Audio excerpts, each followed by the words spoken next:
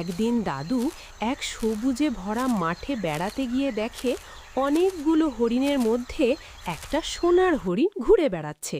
দাদু সেই সোনার হরিণকে দেখে অবাক হয়ে যায় ও সেই সোনার হরিণটিকে ধরে তার পিঠে চেপে দাদু তার গ্রামে আসছে। গ্রামের মানুষ দাদুর সোনার হরিণ দেখে সবাই অবাক হয়ে যায়। দাদু সোনার হরিণটিকে বাড়িতে এনে খাবার খেতে দেয় ও দাদু নিজের হাতের দিকে দেখে তার দুটো হাতেই সোনার হয়ে গেছে। এরপর দাদু খাবার টেবিলে ফল খেতে গেলে ফলে হাত দিতেই সেই ফলগুলো সোনার হয়ে যায়। দাদু তো অবাক, আবার গ্লাসে জল খেতে গেলে পরে গ্লাসটিও সোনার হয়ে যায়। দাদু কোনো কিছুতে হাত দিলেই সোনা হয়ে যায়।